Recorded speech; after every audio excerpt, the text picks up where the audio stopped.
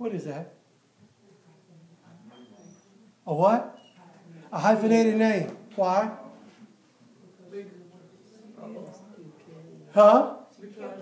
She kept her name, just added his. I see that all the time. Yeah. So often, especially in our society today, I don't want to lose my identity as to who I am, as to where I came from. So I will take your name, but I'm going to keep mine because I want to keep my identity. She was called woman on purpose, being taken from man. I even asked the question, I said, why do you have two names? Mm-hmm. She said, because I want to keep my See, name. I said, oh, okay. Yeah. It's the I. At school with a their names are actually hyphenated. Yeah. Like that. Mm-hmm. That is different than this. When she took on Abraham's name, Sarah became Sarah, whatever his surname was. We never found out what that was. We just know she was Miss Abraham. He was not Mr. Sarah. See, it's a problem. Because I want to keep my identity. I have people that's been married 28, 32 years now.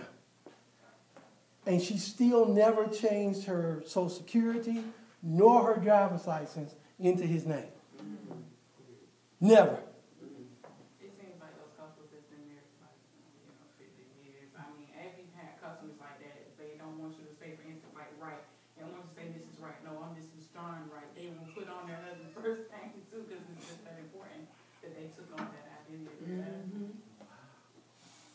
But when I see that, I be thinking, they have to think that their life is more than his life was. That's the way, I see it, because if you thought highly of him, then you would want his name. Okay. That's the way I look at it. Okay, that's very good. Would honor him. That's why I underline that. Do you think of him as Lord? Sarah's. And we're going to go through these scriptures. We're going to pull all this stuff out.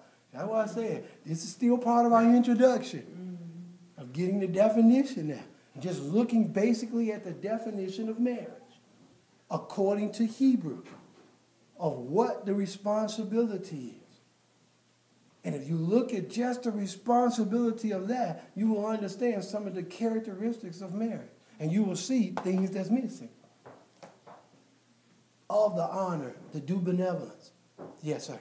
I wasn't getting too far ahead, but when I look at that, I look at us in the same sense. We give our life to Christ, we be hyping our name, and we take it from His. Isn't that why we're called? Wow. What are we called?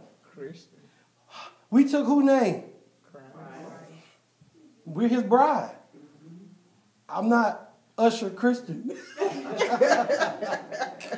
My name is not hyphenated. I don't need to see me. I don't even want to show up.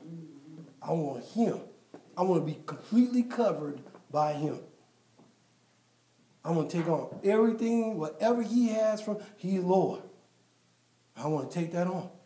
And that's what we're going to look at, the difference between in marriage, where it's similarity, where he said Christ in the church and a man and a woman.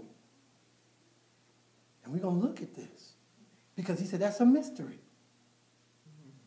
That's a mystery of how this unfolds between Christ and the church, who is his bride, and who we are, and then a man and a woman. And how that is supposed to be, they're not supposed to be diametrically opposed to one another. They're supposed to be synonymous. What's happening in that relationship is supposed to be happening in this relationship. It's supposed to be exactly the same. So that's why I said, brothers, we need to pull up. Ladies, we need to pull back. Hello. We're going to talk about it. Because I want y'all to come to me. I want to be open. I want y'all to slam me if you have to, because we're going to talk about this. I'm serious. I want you to be open about this. I want you to be fully out there with this. Because we need to talk about this. Because this is a problem within the church. And we've got young ladies sitting back here that could be contemplating this at any moment. So we want to be able to teach them, show them, instruct them in the way of righteousness. So when they get to that point to start making those decisions, they'll know what their responsibility is. They'll know what they need to do. They'll know how they need to walk. And we need to give them a foundation, a good foundation. By examples, by everything. We need to give them something solid that they can walk in. They can depend upon. Amen. Even some of our older ladies that's desiring to be remarried again. You know, we want to give them something they can go with. It's not too late for that. It's not too late. You looking back at that. You looking back at that.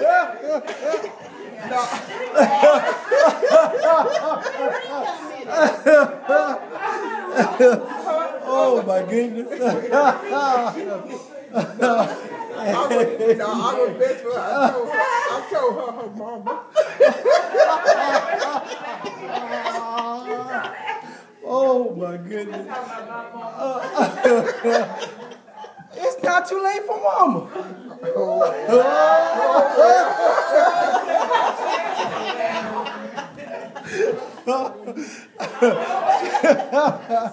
She might find a young snap, 85 years old. Took my phone check.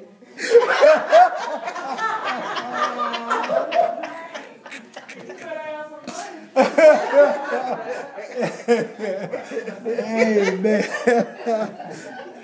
Amen. Because that's what we're going to do during this. We're going to laugh. We're going to be serious. We're going to see how this thing comes together as we deal with marriage. All the way through, from the courting to the courthouse. We're going to deal with marriage. We're going to look at it. We're going to look at the concept of dating.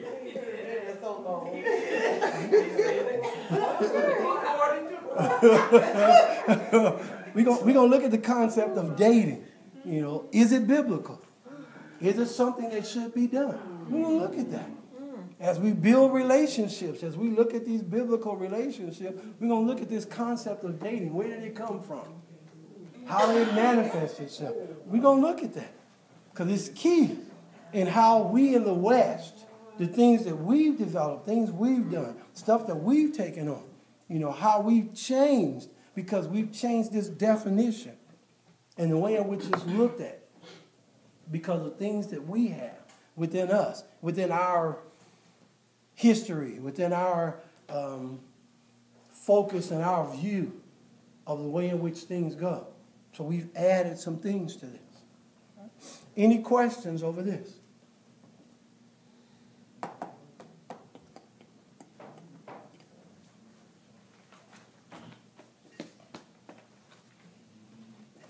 Okay. Let me erase it. All right.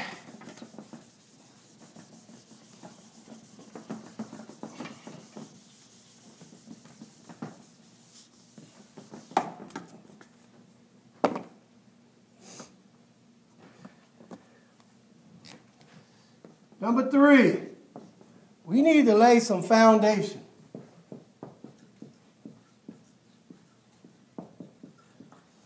And there are some words that we need to define as we go through this. So as we begin to bring those words up, as those words are expressed through our discussion, through the Bible, as we begin to talk about these, we will have an understanding of where we're coming from as far as these words are concerned. The first word, love. We don't know about love. We have come so far short in understanding love because we get the wrong one for the wrong thing.